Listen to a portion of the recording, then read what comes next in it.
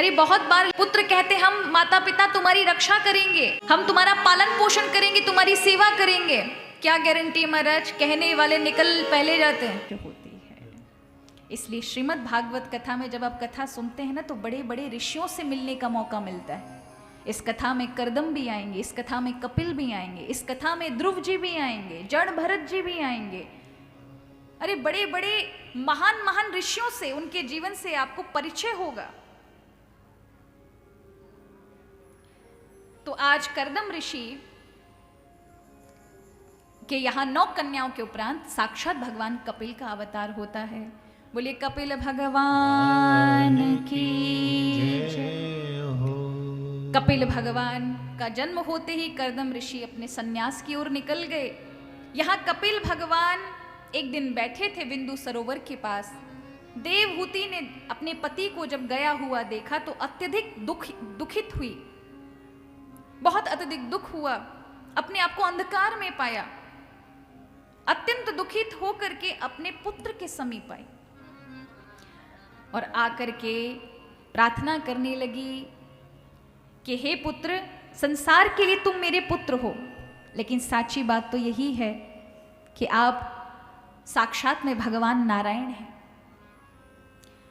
मेरी मति, मेरी इंद्रियां चारों ओर अंधकार में डूबी हुई हैं, इन्हें निकालने के लिए आप प्रकाश स्वरूप हैं।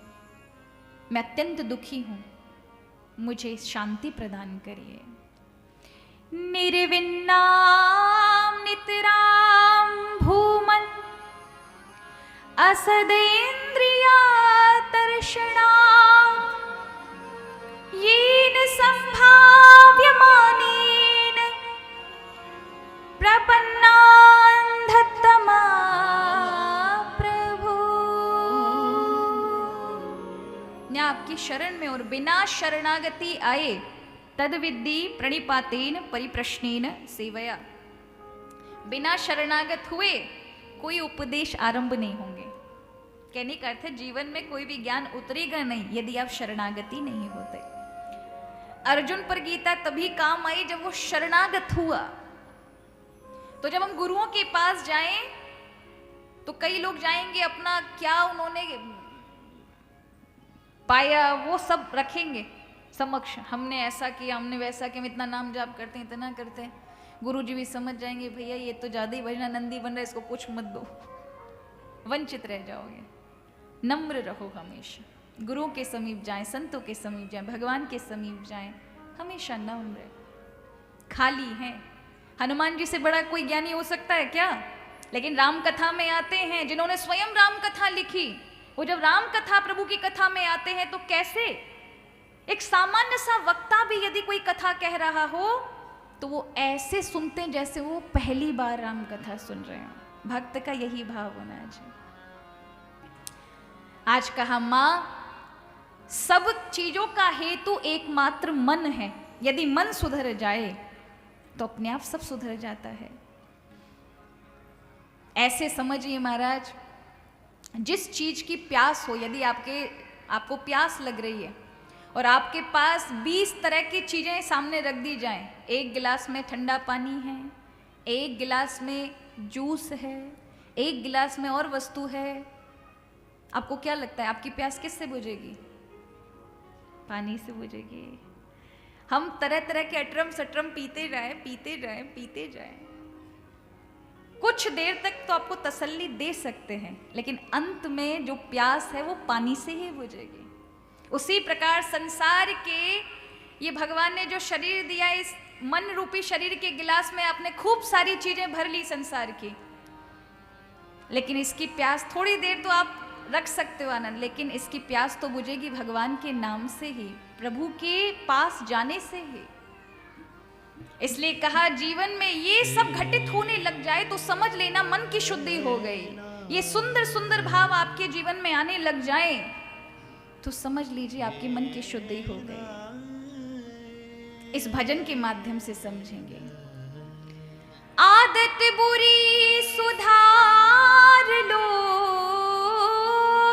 आदत बुरी सुधार लो, आदत बुरी सुधार लो, बुरी सुधार लो। बस हो गया भजन, मन की तरंग मार लो। बस हो गया भजन।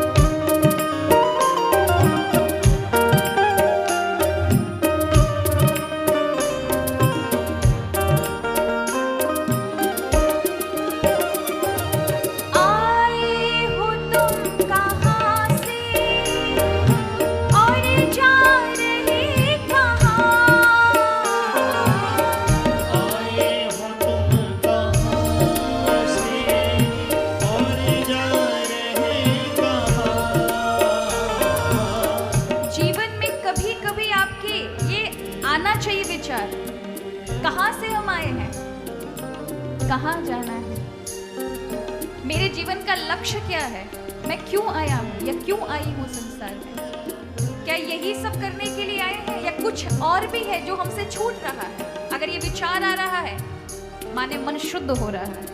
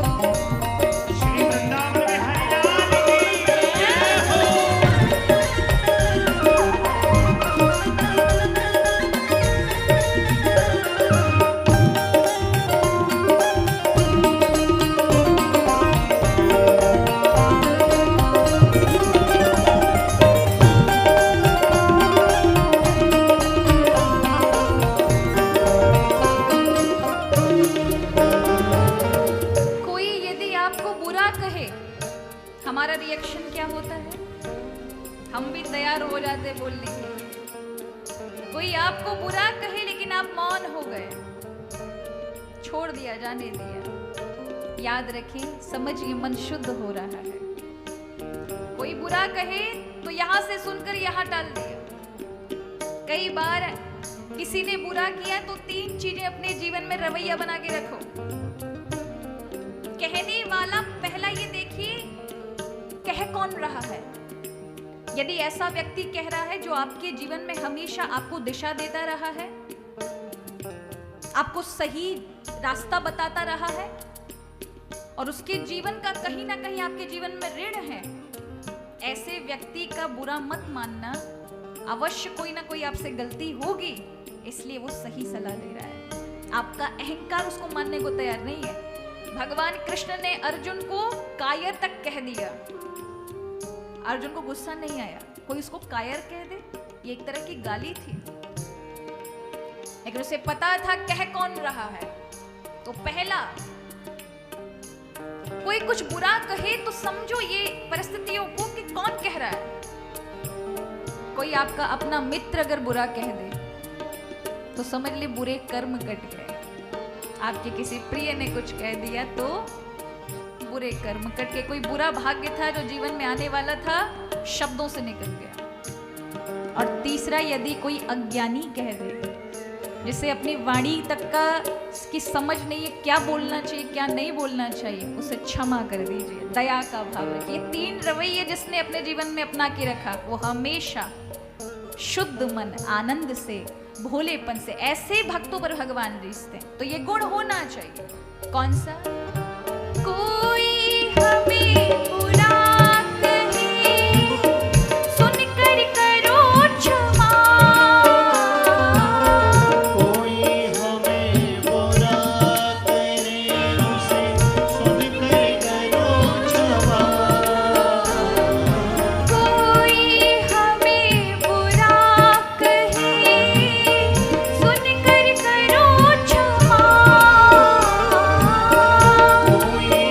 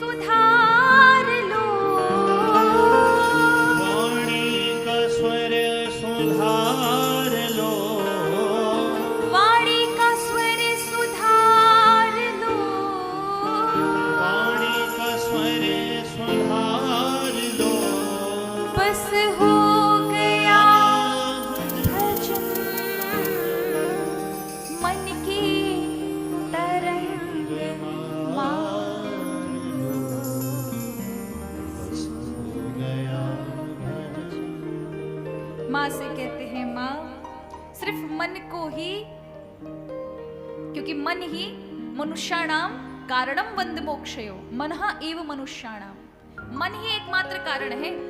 जैसे बादल आते हैं और सूर्य को ढक देते हैं, सूर्य अगर निकल रहा हो और बादल आते हैं सूर्य को ढक देते हैं, बादलों को कौन लेकर आया? हवा। बादलों को कौन लेके जाएगा? हवा। कहने का अर्थ है मन ही भगवान में लग जाए, संतों में लग जाए, गुरु के चरणों में लग जाए तो मुक्ति बैठे बैठे आनंद देने वाला हो जाता है। और यही मन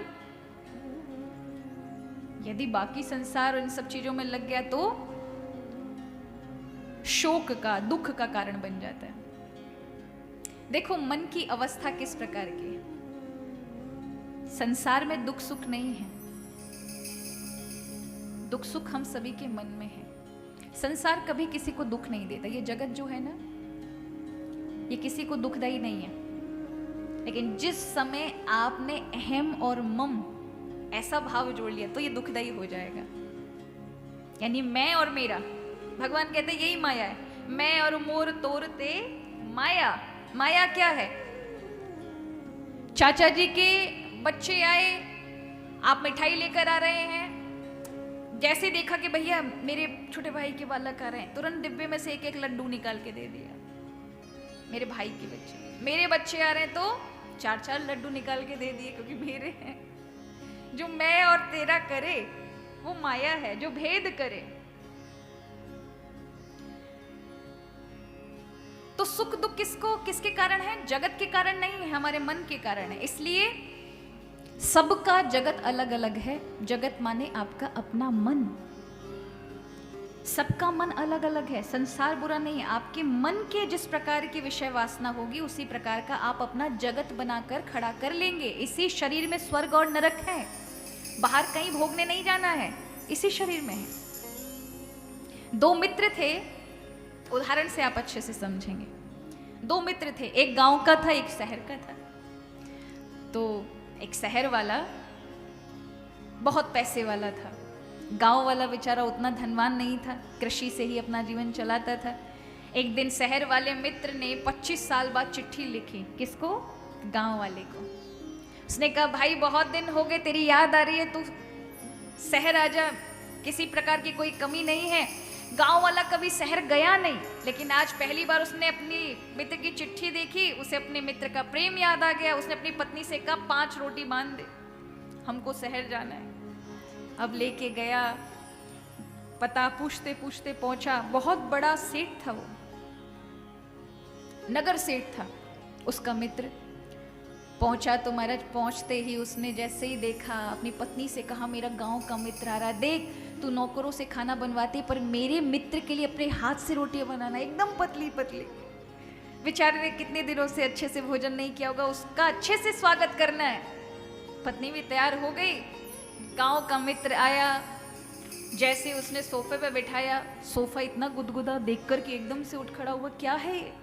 बोले नहीं भैया ये बैठने का है। अच्छा भैया तू तो बहुत अमीर हो गया, इतना बड़ा घर, इतने नौकर चाकर, भोजन करने के लिए बुलाया, चलो भोजन करते हैं। अब गांव का था, मन इतनी मोटी मोटी रोटियां खाता था, अब पतली पतली रोटियां 25 खा गया, पेट ना भरे। पत्नी पसीने से तरबतर लाती जा रही है, अपने पति को टेढ़ी आंख से देखती जा रही है, काहे को मुझे बोला। अब जैसे तैसे उसने कहा मित्र आया है, 4 दिन की तो बात है। भोजन किया, उस गांव के ने पहले से इशारे से देख लिया। उसने कहा कि भैया ज़्यादा खा लिया तो पत्नी और मेरे मित्र की क्या ही होगी, रात्रि में लड़ाई झगड़ा। तो भूखे ही पेट सो गया, 25 रोटी में भी उसका पेट ना भरा। ऐसी रोटी फूंक से उड़ जाए महाराज, क्या ही पेट भरेगी। रात्रि में सोने के लिए उसने डबल डबल एसी के नीचे बढ़िया गद्देदार डबलब गद्दा बिछाकर उसको सुला दिया। अब रात में ठंड लगे महाराज, घुसे कहाँ, कोई कंबल की व्यवस्था नहीं, तो अपने ऊपर ही गद्दा डाल लिया। फिर भी उसे नींद नहीं आई। रात्रि कोई अपना थैला उठाया, 4 बजे भाग गया गांव की ओर। अपनी जब पत्नी ने देखा कि कल ही तो गए और आज आ गए, बोला क्या बताऊं कितने दुख में मेरा मित्र रहता है। अरे अच्छे से ना खा सकता है ना सो सकता है, एक हम अच्छे से खा लेते, कहीं भी सो जाते, और वो इतनी ठंडक, इतनी ठंड, और ओढ़ने के लिए कोई वस्त्र नहीं, इतना दुख। उसने चिट्ठी लिखी अपने शहर के मित्र को, मित्र बहुत अच्छा तुम्हारा हमारा स्वागत किया, अब तुम कभी हमारे गांव आओ, बहुत दिन हो गए, हम अपने गांव का तुमको खाना खिलाएंगे, अब आओ। मित्र, शहर के मित्र ने देखा मेरे मित्र पता नहीं क्या हुआ, बिना बताए निकल गया, चिट्ठी आई है मुझे जाना चाहिए, मर्सिडीज में बैठ करके गया। मेरा गांव की इतनी सड़क बहुत ज़्यादा मेहरबान थी, गड्ढे में ही मर्सिडीज फंस गई, तो बैलगाड़ी पे बैठ के जाना पड़ा। अब बैलगाड़ी के अंदर ही माला, तो बैलगाड़ी के अंदर बैठ कर गया तो दचके लगे तो महाराज रीढ़ की हड्डी की एक नस खिसक गई, जैसे तैसे करा के पहुंचा। अब गांव का जो मित्र था उसने अपनी पत्नी से कहा, देख मैं जब गया मेरे मित्र के यहाँ मुझे अच्छे से खाना नहीं मिला, ना जाने मेरा ये शहर का मित्र कितना भूखा प्यासा होगा, अब तो तू वैसे 2 इंच की रोटी बनाती, अब की 4 इंच की बनी हो, कि ये इतना खा करके जाए इसे भूख ना लगे। तो गांव के मित्र ने बड़ी बड़ी रोटियां बनवा करके और छाछ और बाकी सब अचार इत्यादि के साथ दिया उसे। अब वो तोड़े तो टूटे नहीं महाराज। उसने कहा तू कैसे खाता है? जैसे तैसे खाया। रात्रि में ही खेत के बाहर पीपल के पेड़ के नीचे बढ़िया गोबर का चौका लगाया और खाट बिछा करके अपने शहरी मित्र को लिटा दिया। रात में मच्छर काटे। उसने देखा बड़ा दुख है भैया। 4 बजे उसने अपना बैग उठाया और भाग गया। कहाँ? शहर। अपनी पत्नी से आके बोलता है मेरा गांव वाला मित्र बहुत दुखी है, ना अच्छा खा सकता है ना अच्छा सो सकता है। अब बताइए दुख सुख किसको है? मन को। गांव वाला अपने मन में सुखी है, शहर वाला अपने मन से सुखी है। कहने का अर्थ है सुख दुख मन का है, वस्तु का नहीं। एक वस्तु एक व्यक्ति को सुखी कर सकती है, वही वस्तु दूसरे को दुखी कर सकती है। जो व्यक्ति आपको अच्छा लग रहा है वही व्यक्ति दूसरे को बुरा लग सकता है। जो वस्तु अभी आपको आनंद दे सकती है दूसरे को वो दुखी कर सकती है। इसलिए कहा मां, मन को केवल और केवल यदि कोई शांत और सम स्थिति में लेकर आ सकता है तो वो भगवान की भक्ति है। हमको तो पता नहीं चलता, हम इस मन को जानते जो बाहरी है। हमारे इस मन के अंदर भी एक आंतरिक मन है जिसके अंदर जन्मों जन्मों के संस्कार दबे हुए हैं। यही संस्कार विचार बन के बाहर आते हैं, यही विचार फिर कर्म बन के बाहर आते हैं। इसलिए यदि आपको भी गर्मी लग रही होगी तो आपका विचार तुरंत पंखा ऑन करने का होगा, राष्ट्रगान गाने का नहीं होगा ना, राजनीति का विषय सोचने का नहीं होगा। मन में अगर कोई वासना जागी, विचार आया, पंखा ऑन करो, गर्मी लग रही है, नहीं तो पंखा हाथ से ही करोगे। कर्म तुरंत चालू हो जाता, विचार जैसे ही आया। एक वासना उठनी चाहिए। ये वासना कहाँ है? चित्त के अंदर दबी है। भक्ति क्या करती है? बोले भक्ति अग्नि की तरह है, जैसे अग्नि जलाकर नष्ट कर देती है उसी प्रकार भक्ति अंदर जाकर जितने भी चित्त में वासना है, जन्मों जन्मों के संस्कार हैं जिनके कारण कर्म बनते हैं, उन सबको जलाकर भस्म कर देती है। जैसे अंदर जल रही अग्नि आपके अन्न को पचा देती है, आप जो भी खाओ पच जाता है और जो वेस्ट होता है वो निकल जाता है। उसी प्रकार जो उपयोगी नहीं आपके जीवन में भक्ति निकाल कर बाहर कर देती है उन अवगुणों को। तो भक्ति की महिमा बता करके माँ को ज्ञान दिया। कहा माँ, ये मनुष्य जब गर्भ में होता है तो मात्र 3 दिन में एक छोटे से कण के बराबर, एक बुदबुदे के समान होता है। 15 दिन में एक छोटा सा अंडे के समान होता है। वहां पर कपिल भगवान हम सभी मनुष्यों को मां के गर्भ में जंतु कह रहे हैं। क्या कह रहे हैं? कहा मां, ये जंतु ही जब पैदा होगा तो अपना नाम ले लेगा, उस नाम के पीछे भागेगा। इस जंतु की अगर हम देखें गर्भ में मां का वही 1 महीने का फोटो हमें खींच के कोई दे दे और ये कहे ये तुम हो, मानने को हम तैयार नहीं होंगे, ऐसे हैं। पर जैसे स्वरूप आया, जैसे ही सब कुछ आया, नाम इत्यादि मिला, संसार जुड़ा, तो हम उसी को अपनी पहचान मान लेते हैं, उसी को लेके चलते हैं। तो कहा माँ, इस प्रकार से अज्ञान के चलते व्यक्ति संसार में बार बार जन्म लेता है, बार बार सब कुछ जोड़ता है, बनाता है, परिवार बनाता है, धन संपदा जुटाता है, पर जिस कारण से उसका आना हुआ है वो भूल जाता है। संसार बुरा नहीं है, संसार के साथ व्यवहार करो, लेकिन अपना मन कमल की तरह रखो। जैसे कमल कीचड़ में रहने के बाद भी कीचड़ का स्पर्श नहीं करता, आप संसार से शरीर का व्यवहार रखिए अच्छे से अच्छा, लेकिन अपने मन को कमल की तरह रखिए। ये कौन देगा? हमारी सामर्थ्य नहीं है, भगवान की कृपा करेगी। अगर प्रभु में अपना मन लगाया होगा तो अपने आप कमलवत जीवन जियोगे, कि भगवान में मन लगा तो संसार की सारी व्यवस्थाओं में आप होंगे। आप कहीं किसी अधिकारी वर्ग में बैठे हैं, वहां पर यदि आप किसी पोस्ट पर हैं, अपना कर्तव्य निभा रहे हैं, लेकिन आपका मन हरि से जुड़ा है। आप व्यापारी वर्ग में हैं, व्यापार कर रहे हैं, शरीर से सारे कर्तव्य कर रहे हैं, किसी को आपसे ये नहीं होगा कि आप ये नहीं कर्तव्य पालन कर रहे, सारे कर्तव्य ठीक प्रकार से करेंगे, किंतु मन इस संसार में नहीं रमेगा। जो आपका हेतु है इस शरीर को धारण करने का, वो हरि से जुड़ा होगा। तो ऐसा व्यक्ति जीते जी मुक्त है। अपनी माँ को ज्ञान दे करके सकाम भक्ति का वर्णन किया। इसे हमारे यहाँ सभी जो ध्यान बोलते हैं, देखो महाराज, बंद आंखों से तो सभी ध्यान करते हैं, सच्चा ध्यान पता है क्या है? खुली आंखों से ध्यान करना। इसलिए हमारे ब्रज में सेवा की महिमा है। आप कुछ ना कर सको तो खुली आंखों से ध्यान करो। कैसे करोगे? सुबह जल्दी स्नान कर लिए, 20 से 25 मिनट अपने लिए निकालिए, अपने ठाकुर के लिए निकालिए।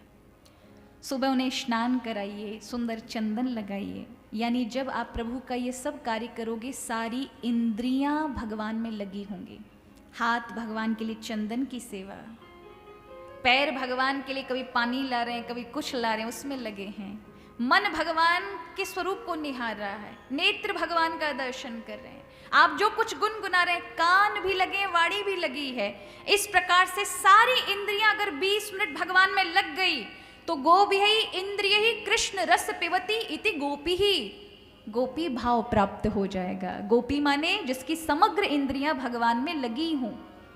अब देखो, सेवा में सारी इंद्रियां लग जाती हैं, और ये 20 मिनट यदि आपने दे दिए ना, ठाकुर जी पूरा जीवन आपका चमका देंगे। इसलिए अपने जीवन में थोड़ी थोड़ी सेवा, ये सेवा आपके जीवन में कब आवश्यक महाराज? जब जीवन में आपत्ति आए, विपत्ति आए, आपको पता भी नहीं चलेगा, ठाकुर जी अपने आप आपको उठा करके गोदी में लेकर चलेंगे। अपनी सेवा से जुड़ के भगवान से अपना मन लगाइए, भाव में मग्न रहिए। इसलिए हमारे यहाँ भगवान का सुंदर जब स्वरूप बनाते हैं, सेवा करते हैं, चंदन की पुष्पमाला पहनाते हैं, आभूषण पहनाते हैं, तो ब्रजवासी ना भगवान का दर्शन करते हैं, उनके स्वरूप की झांकी का दर्शन करते हैं। पाग टेढ़ी सीधरी, पाग टेढ़ी सीधरी, भगवान ने माथे पर पाग टेढ़ी सी धारण कर रखी है, उसमें छोटे छोटे मोती लटक रहे हैं। ब्रज का भाव है, डोली ब्रज गलियन में, डोली ब्रज गलियन में,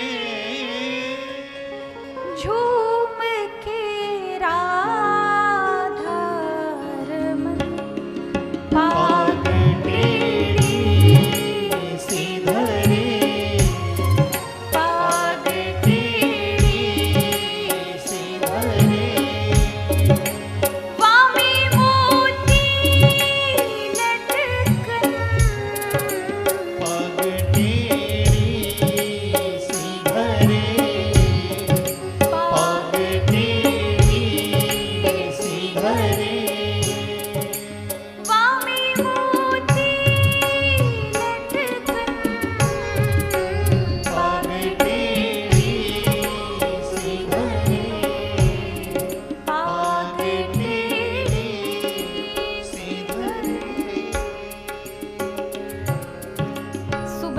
कर अपना स्नान करने के बाद 20 मिनट ठाकुर जी के, बाकी के जितना कार्य करोगे ना वो ठाकुर जी संभालेंगे, लेकिन 20 मिनट ईमानदारी के साथ ठाकुर जी को दे दो।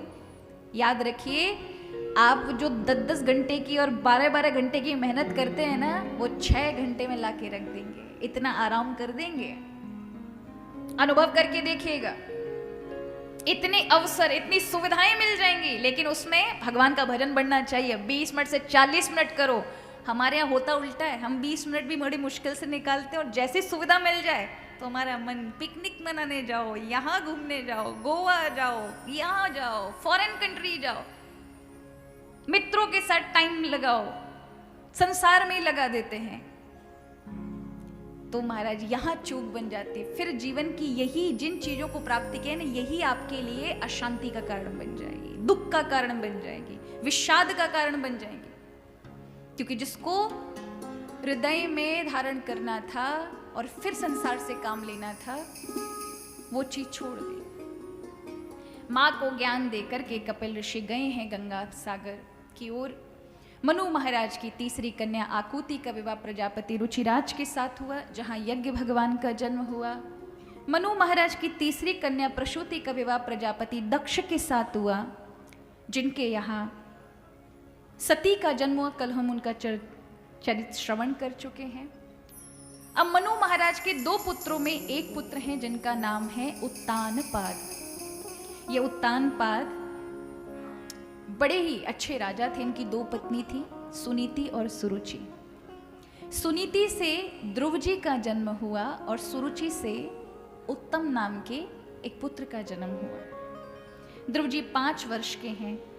पिता ने अपनी छोटी पत्नी के कारण अपनी बड़ी पत्नी का त्याग कर दिया है। कारण क्या है? क्योंकि छोटी पत्नी सुंदर दिखती है, उनके मन को मोह लेती है, उसकी वाणी अत्यंत प्रिय है। बड़ी रानी नीति पर चलने वाली, सदा सत्य का पालन, धर्म का पालन करने वाली, सद्विचारों पर हमेशा टिके रहने वाली नारी थी। ज्यादा सुंदर नहीं थी, इसलिए राजा ने अपनी छोटी रानी के प्रसन्नता के लिए अपनी बड़ी रानी का परित्याग करके नगर से बाहर एक महल बना दिया, जिसमें सुनीति अपने पुत्र ध्रुव के साथ रहती थी। जीवन में ये 2 ही वृत्ति हमारे साथ हैं, मतलब 2 चॉइस हैं हमारे पास, 2 इच्छाएं हैं। आप इनमें से कौन सा चयन करते हैं, वही आपके जीवन का विकास करती है। पहला, किस चीज में आपका श्रेय है, माने किस चीज में आपका कल्याण है और किस चीज में आपको अच्छा लगता है, इन दोनों में से चुनना है। आपको तो अच्छा अपने मन का सही लगता है, लेकिन क्या मन के लगने में हित है हमारा? ये 2 चयन है, इसलिए इसे कहा है, एक है श्रेय, एक है प्रिय। श्रेय कहते हैं ये विचार करना कि जो आप कार्य कर रहे हैं इसमें मेरा हित कल्याण है या नहीं, इसे कहते हैं श्रेय। प्रिय कहते हैं किस चीज में आपको अच्छा लगता है। किसी को डायबिटीज है, शुगर की बीमारी है, लेकिन उसे रसगुल्ला दिखे, 4 खा लिए, 5 खा लिए, 6 खा लिए, तो क्या होगा? डायबिटीज घटेगी या बढ़ेगी? फिर 15 दिन इंजेक्शन लगेंगे। तो इसमें हित तो नहीं था ना। प्रिय लग रही थी चीज, लेकिन प्रिय में हित नहीं होता। उसी तरह से हमारी ये 2 वृत्ति हैं, सुनीति और सुरुचि, यानी बुद्धि और मन। हम किसका चुनाव करते हैं? हम प्राय मन का चुनाव करते हैं, हम बुद्धि का चुनाव नहीं करते। बुद्धि का चुनाव करें तो भगवान सत्संग का लेंस लगा करके आपके कर्मों में आपको किसको चयन करना है, ये सूक्ष्म विवेक आपको प्रदान कर देते हैं।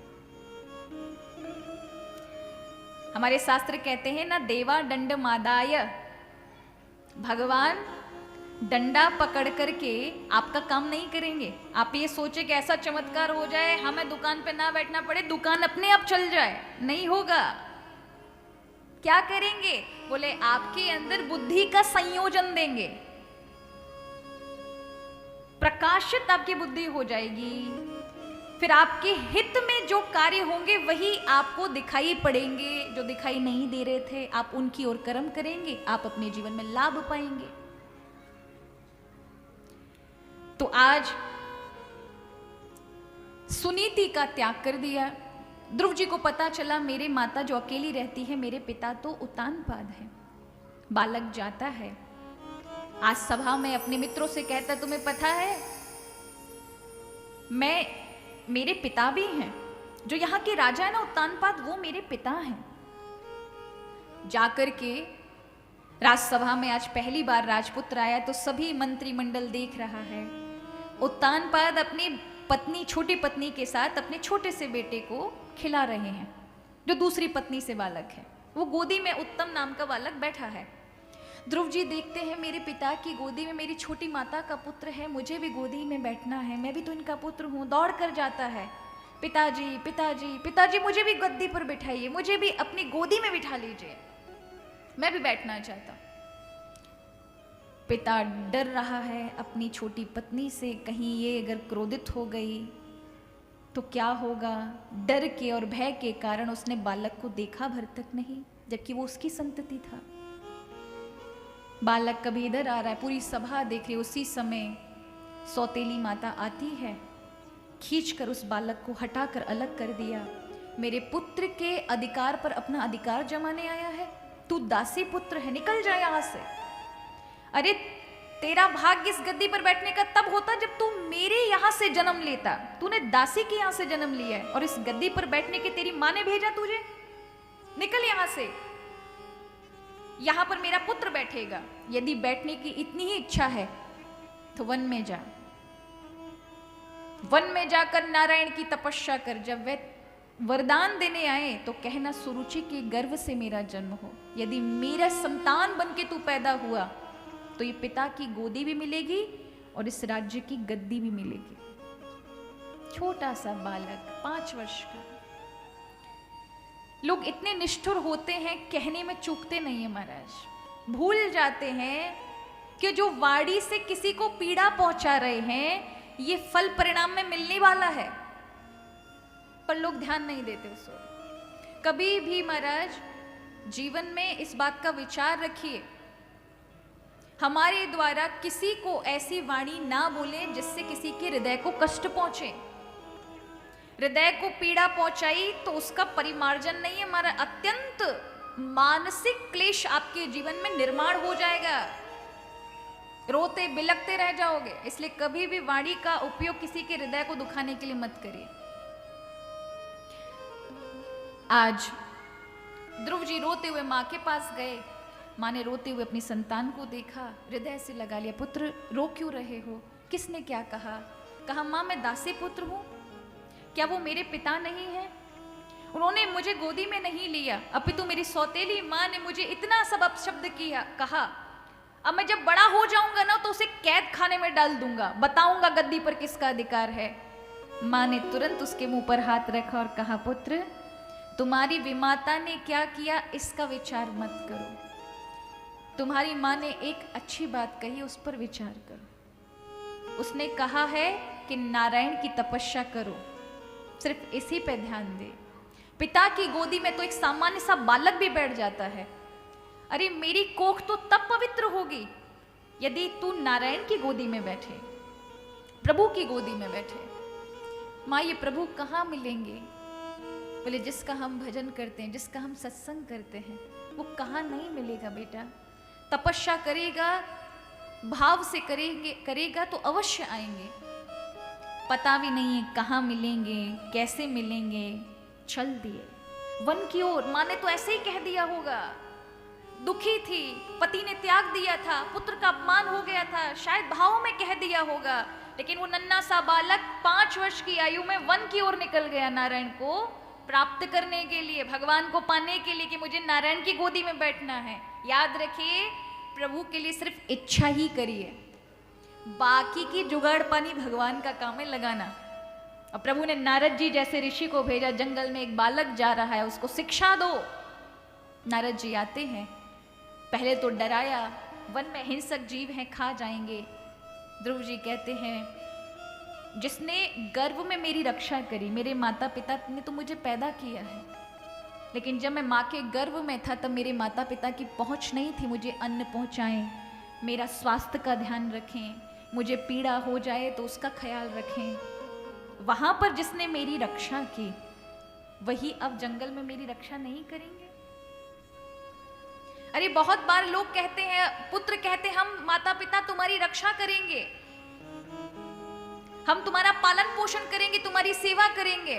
क्या गारंटी है महाराज? कहने वाले निकल पहले जाते हैं और दुष्ट बने रहते हैं। जीवन बड़ा टेम्पररी है महाराज, कोई पता नहीं है। सोच के तो उम्मीद हम बहुत चलते हैं, लेकिन हमारी उम्मीदों जैसा थोड़ी ना होता है। जीवन अज्ञात है, इसलिए भगवान की भक्ति से हमेशा भगवान को धन्यवाद कहिए, उनकी रक्षा में रहिए। आज ध्रुव जी जाते हैं, नारद जी मिलते हैं। नारद जी 12 अक्षरीय मंत्र का ज्ञान देते हैं और कहते हैं, पुत्र तुम्हारे मन में जो भावना है ये क्षत्रिय कुल भावना है। क्योंकि ध्रुव जी ने नारद जी से कहा, नारद जी ने जब कहा ना कि बेटा तुम ऐसी भाव, मान अपमान होता रहता है, ये जीवन है, तुम्हें मान अपमान का नहीं रखना चाहिए, मन को शांत रखो, तुम छोटी सी आयु के बच्चे हो, तुम्हें क्या मान सम्मान होना चाहिए।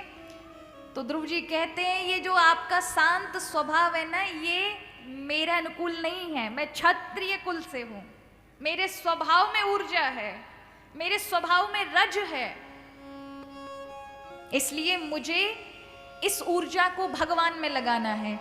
जो सम्मान मुझे प्राप्त नहीं हुआ वो सम्मान मुझे भगवान दिला सकते हैं। देखो कई बार बहुत अत्यधिक उत्साह की ऊर्जा भगवान में लग करके भगवान को प्रकट कर सकती है। तो आज नारद जी को बहुत अच्छा लगा, उन्होंने 12 अक्षरीय ओम नमो भगवते वासुदेवाय मंत्र दिया और स्वरूप का ध्यान बताया, भेजा वृंदावन की ओर। कहा भगवान का ध्यान करना, यमुना जी का स्नान करना और मन ही मन भगवान का ये दर्शन करके ये मंत्र का जाप करना। जीवन में मंत्र का जाप अवश्य रखो। मंत्र का जाप सिर्फ उंगलियों पर फेरना नहीं है। मंत्र का जाप जब आप मंत्र करो तो मंत्र का अर्थ भी आपको पता होना चाहिए। हर एक अक्षर का मंत्र का अर्थ आपको पता हो और मंत्र को बोलते समय शुरुआत में मंत्र बोल करके कानों तक ध्वनि जानी चाहिए। जैसे अब अगर आप ओम नमो भगवते वासुदेवाय बोल रहे हैं तो ओम नमो भगवते वासुदेवाय, ओम नमो भगवते वासुदेवाय, ओम नमो भगवते वासुदेवाय। ठहराव होना चाहिए, स्पष्ट होना चाहिए और कानों तक स्वर हो। उस शब्द को श्रवण करिए, शब्द पे आपकी दृष्टि होनी चाहिए। तो एक समय आएगा ये वाणी की आवश्यकता नहीं पड़ेगी, सिर्फ बोलोगे और कानों तक आवाज आएगी और फिर उस अवस्था से बाहर निकलोगे, कुछ बोलोगे नहीं, मंत्र चलता रहेगा। तब आप समझ लीजिए इष्ट का वो मंत्र आपने सिद्ध कर लिया। और मंत्र सिद्ध होते ही जीवन के जितने भी पट हैं, दरवाजे खुल जाते उस व्यक्ति के लिए। मंत्र फॉर्मूला है, भगवान तक पहुंचाने का माध्यम है। इसलिए हमारे यहाँ गुरु, जब हम दीक्षित होते हैं, गुरु दीक्षा लेते हैं, तब आपको क्या दिया जाता है? गुरु के यहाँ से धन थोड़ा ना दिया जाता है, मंत्र दीक्षा दी जाती है। वो मंत्र दीक्षा आपको बड़े बड़े पोस्टरों पर, वही मंत्र आपको बड़े बड़े पुराणों में लिखा मिलेगा, लेकिन उसको पढ़ने से लाभ नहीं है, वो जागृत नहीं है।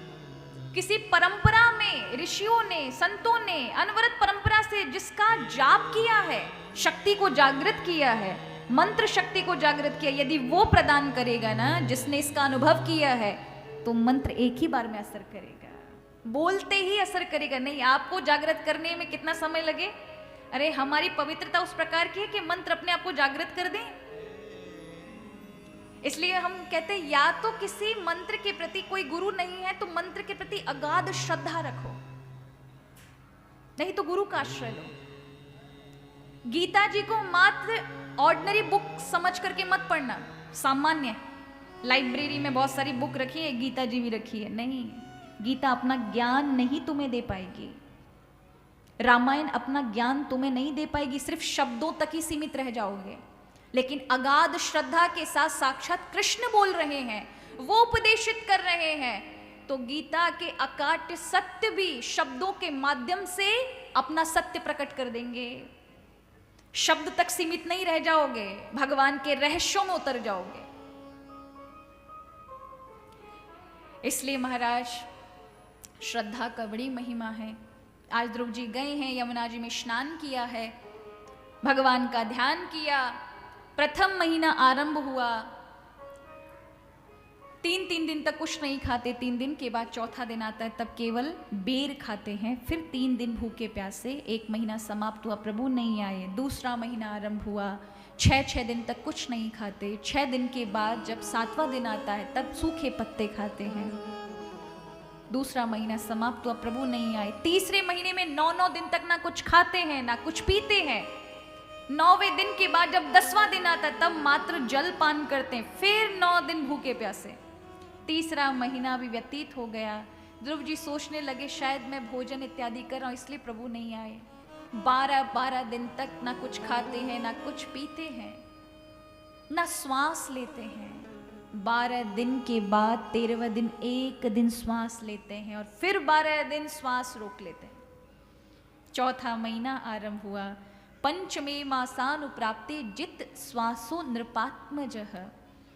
5वें महीने में बालक ने श्वास ही रोक ली पूरे महीने।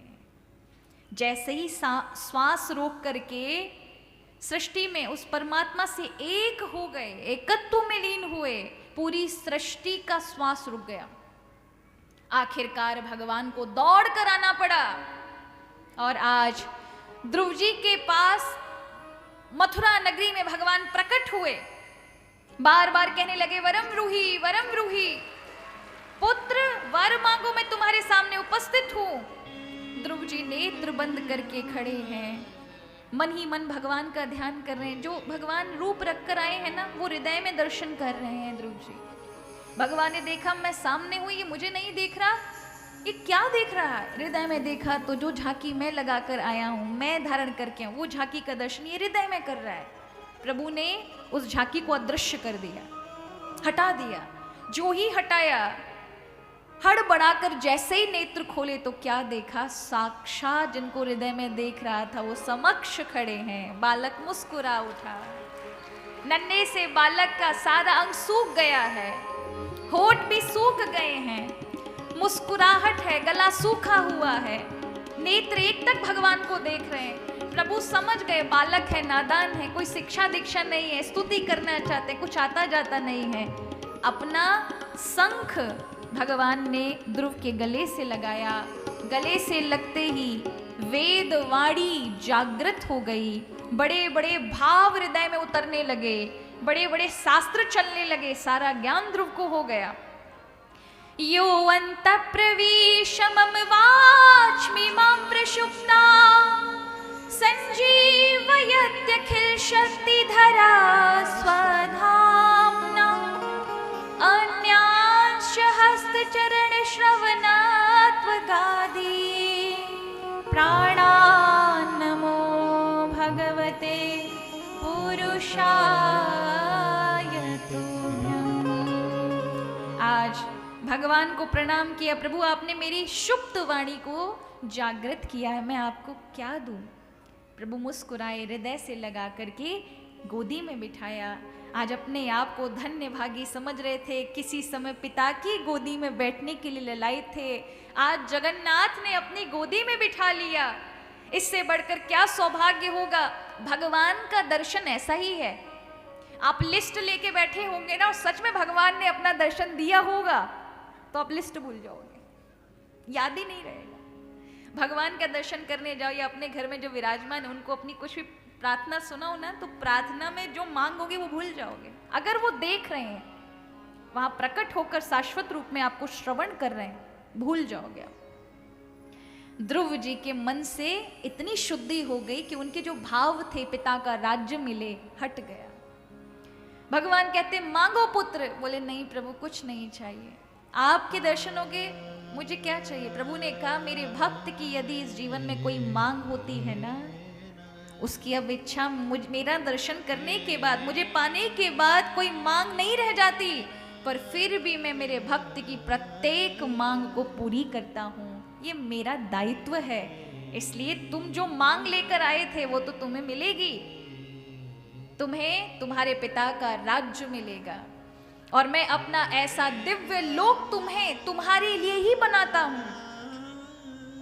प्रलय काल में मृत्यु लोक इत्यादि बड़े बड़े लोकों का प्रलय हो जाएगा, ये नष्ट हो जाएंगे, लेकिन तुम्हारा ये लोक कभी नष्ट नहीं होगा। ऐसा ध्रुव लोक भगवान ने प्रदान किया जिसके सभी ग्रह इत्यादि नमन करते हैं, सप्त ऋषि जिसे प्रणाम करते हैं, जो प्रणाम करने योग्य है। आज भी उत्तर दिशा की ओर ध्रुव तारा दिखाई पड़ता है, उसे ध्रुव लोक कहते हैं।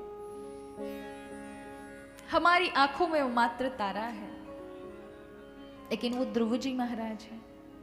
इसलिए कई बार जो बड़े बड़े संत होते हैं जिनको लगता है अब उनकी मृत्यु, ये ध्रुव तारा ही बता देता है। जिन्हें ध्रुव तारा नहीं दिखाई पड़ता, इसका अर्थ है बहुत शीघ्र 6 महीने में हमारी अब ये देह जाने वाली। ऐसा साधु संत पहले से अपना अनुभव कर लेते हैं, एक एक दिन ध्रुव तारा ही उनको अनुभव कराता है।